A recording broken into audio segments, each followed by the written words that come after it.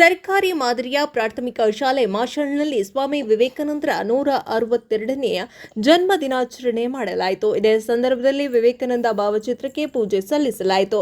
ದಿನಾಚರಣೆಯ ಪ್ರಯುಕ್ತ ಚಿತ್ರಕಲೆ ಸ್ಪರ್ಧೆ, ಪ್ರಬಂಧ ಸ್ಪರ್ಧೆ, ಭಾಷಣ ಸ್ಪರ್ಧೆ, ರಸಪ್ರಶ್ನೆ ಸ್ಪರ್ಧೆ ಕಾರ್ಯಕ್ರಮ ನೆರವೇರಿಸಲಾಯಿತು. ವಿವೇಕಾನಂದರ ವಿಚಾರಗಳಿಂದ ಯುವಕರು ಬದುಕು ಕಟ್ಟಿಕೊಳ್ಳಲು ಅವರ ಆದರ್ಶಗಳೇ ಮುಖ್ಯವೆಂದು 8ನೇ ತರಗತಿಯ ವಿದ್ಯಾರ್ಥಿನಿ ಸುನೀತಾ ಸುಮಾರು 40 ನಿಮಿಷಗಳ ಭಾಷಣದ ಸನ್ನಿವೇಶನದಲ್ಲಿ ಸುಳಿದ ಬಾಳೆಹಣ್ಣಿನಂತೆ ನಿರಾಳವಾಗಿ ಮಾತನಾಡಿ ಕಾರ್ಯಕ್ರಮದ ದಿಕ್ಸೂಚಿ ಭಾಷಣವನ್ನು ಮಾಡಿದ್ಲು. ಅವಳಿಗೆ ಸ್ಫೂರ್ತಿಯ ಮೆಚ್ಚುಗೆಯ ಮಾತುಗಳನ್ನು ಮಹೇಶ್ ಅಂಜುಟಗಿ ಶಿಕ್ಷಕರು ತಿಳಿಸಿ ಈ ಸಂದರ್ಭದಲ್ಲಿ ಆ ಮಗುವನ್ನು ಗೌರವಿಸಲಾಯಿತು. ಕಾರ್ಯಕ್ರಮದಲ್ಲಿ ಭಾಗವಹಿಸಿದ ಶಾಲೆಯ ಮುಖ್ಯ ಗುರುಗಳಾದ ಮಲ್ಲಿಕಾರ್ಜುನ್ ಪರ್ಗೊಂಡ, ಶಿಕ್ಷಕರಾದ ಮಾರುತಿ ಸುತಾರ್, ಸಿದ್ದರಾಮ ಕಲ್ಶೆಟ್ಟಿ, ಮಹೇಶ್ ಅಂಜುಟಗಿ, ಸೋಮಲಿಂಗ ದುದಗಿ, ಜಗನ್ನಾಥ್ ಮಶಳ್ಳಿ, ಶ್ರುತಿ ಕೋರೆ, ಲಲಿತಾ ಪಾಟೀಲ್, ರೇಣುಕಾ, ರೂಪಾ, ಶರತ್ ಅಲಸಂಗಿ, ಭೀಮಶಂಕರ್, ಪ್ರಶಾಂತ್ ಜೋಕೆ, ಸಿಬ್ಬಂದಿ ಬಳಗ ಹಾಗೂ ಮುದ್ದು ಮಕ್ಕಳು ಭಾಗವಹಿಸಿದ್ರು.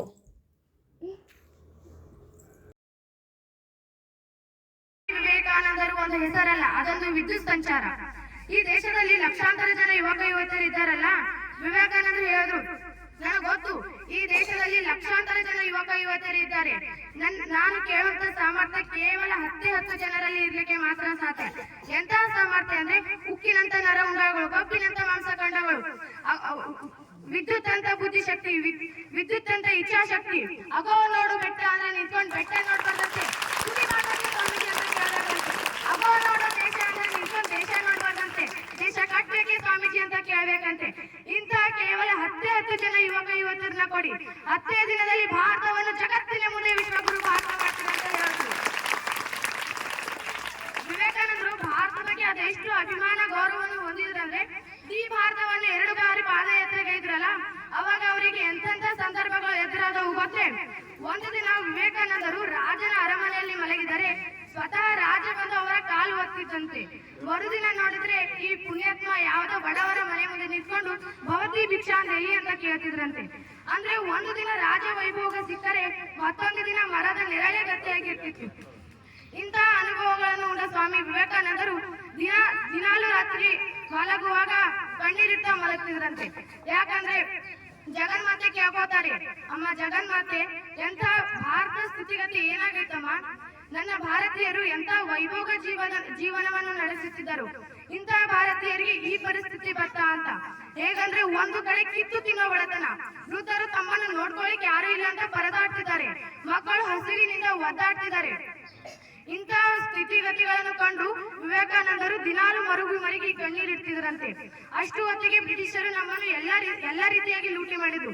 ನಮ್ಮನ್ನು ಆರ್ಥಿಕವಾಗಿ ಲೂಟಿ ಮಾಡಿದ್ರು, ಸಾಮಾಜಿಕವಾಗಿ ಲೂಟಿ ಮಾಡಿದ್ರು, ಸಾಂಸ್ಕೃತಿಕವಾಗಿ ಲೂಟಿ ಮಾಡಿದ್ರು. ಯಾವ ಹಂತ ಸಿಗುತ್ತೋ ಎಲ್ಲಾ ಹಂತದಲ್ಲಿ ನಮ್ಮನ್ನು ಲೂಟಿ ಮಾಡಿದರು. ಆಗ ವಿವೇಕಾನಂದರು ಅಂತಾರೆ, ಇರ್ಲಿ, ಭಾರತದ ಸ್ಥಿತಿಗತಿ ಇಂದು ಈ ತರ ಐತೆ, ಮುಂದೆ ಭಾರತ ಮತ್ತೆ ಮೇಲೆ ಇಳುತ್ತೆ, ವಿಶ್ವಗುರು ಭಾರತ ನಿರ್ಮಾಣ ಮತ್ತೆ ಆಗುತ್ತೆ. ವಿಶ್ವಗುರು ಭಾರತ ನಿರ್ಮಾಣ ಯಾರಿಂದ ಶುರು ಆಗುತ್ತೆ ಅಂದ್ರೆ ಹಸಿದವನ ಹೊಟ್ಟೆಯಿಂದ ಶುರು ಆಗುತ್ತೆ, ನೇಕಾರನೇದಂತ ಬಟ್ಟೆಯಿಂದ ಶುರು ಆಗುತ್ತೆ, ಕುಮಾರನ ದ್ರೌಪದಿಯಿಂದ ಶುರು ಆಗುತ್ತೆ, ಬಡವರ ಗುಡಿಸಲಿಂದ ವಿಶ್ವಗುರು ಭಾರತ ನಿರ್ಮಾಣ ಆಗುತ್ತೆ. ಒಂದು ಹೊತ್ತಾಗಿ ಯಾವುದೇ ಶ್ರೀಮಂತನ ಬಂಗಾಳಿಯಿಂದ ವಿಶ್ವಗುರು ಭಾರತ ನಿರ್ಮಾಣ ಆಗುತ್ತೆ ಎಂದು ವಿವೇಕಾನಂದರು ಎಂದಿಗೂ ಹೇಳಿಲ್ಲ. ವಿವೇಕಾನಂದರು ಒಂದು ಸಲ ಭಾರತದಲ್ಲಿ ಭಿಕ್ಷಾಟನೆ ಮಾಡ್ಬೇಕಾದ್ರೆ ಒಂದು ಮನೆ ಮುಂದೆ ನಿಂತ್ಕೊಂಡು ಭವತಿ ಭಿಕ್ಷಾಂದೇಹಿ ಅಂತಿದ್ದಾರೆ. ಅವಾಗ ಮನೆಯಿಂದ ಒಬ್ಬ ಮಹಿಳೆ ಬರ್ತಾಳೆ, ಬಂದು ಒಂದು ರೊಟ್ಟಿ ತುಂಡನ್ನು ಸ್ವಾಮಿ ವಿವೇಕಾನಂದರ ಜೋಪಡಿಗೆ ಹಾಕಿ ಕೈ ಮುಗಿದು ವಾಪಸ್ ಹೋಗ್ಬಿಡ್ತಾಳೆ. ಅವಾಗ ವಿವೇಕಾನಂದರು ಅಂತಾಳೆ, ಆ ಮಹಿಳೆಗೆ ಸತತ 5 ದಿನಗಳಿಂದ ಉಣ್ಲಿಕ್ಕೆ ಊಟ ಇರ್ತಿದ್ದಿಲ್ಲ.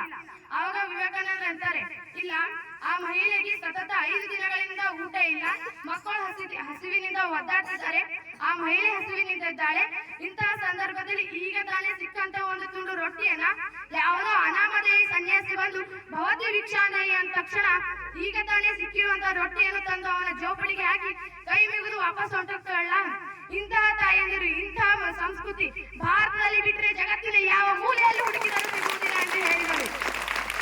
ವಿವೇಕಾನಂದರು ಈ ತರ ನೋಡಿ ವಿವೇಕಾನಂದರು ಅಂತಾರೆ, ನಾವು ಕಾಳಿದಾರಿ ಸನ್ಯಾಸಿಗಳು, ನಾವು ಇಂಥವರನ್ನ ಮೇಲೆ ಎಬ್ಬಿಸ್ಬೇಕು, ಅದರಲ್ಲಿ ಬಿಟ್ಟು ನಾವೇ ದಿನಾಲು ಬಡವರ ಮನೆ ಮುಂದೆ ಹೋಗಿ ಭವತಿ ಭಿಕ್ಷಾಂದೇಹಿ ಅಂತಿದ್ದೇವೆ. ಈ ತರ ಇನ್ ಮುಂದೆ ನಾ ಯಾವತ್ತೂ ಭಿಕ್ಷಾಟನೆ ಮಾಡುವುದಿಲ್ಲ. ಭಿಕ್ಷೆ ಬೇಡಿ ಅಂದ್ರೆ ಏನಾಯ್ತು, ಹಸಿವಿನಿಂದ ಸಾಯ್ಬೇಕು. ಸರಿ, ಹಸಿವಿನಿಂದ ನರಳಾಡಿ ಸತ್ತರು ಸಹ ನಾನು ಇನ್ ಮುಂದೆ ಭಿಕ್ಷೆ ಬೇಡಲ್ಲ ಅಂತ ಹೇಳಿದ್ರು ವಿವೇಕಾನಂದರು.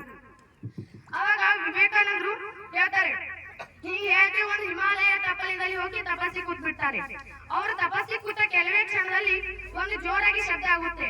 ಕಣ್ಬಿಟ್ಟು ನೋಡಿದ ತಕ್ಷಣ ಅವರ ಮುಖಕ್ಕೆ ಮುಖ ಹಚ್ಚಿ ಒಂದು ಹುಲಿ ನಿಂತಿತ್ತು. ಆಗ ವಿವೇಕಾನಂದರು ಗಾಬರಿಯಾಗಿಲ್ಲ, ಏನು ಆಗಲಿಲ್ಲ.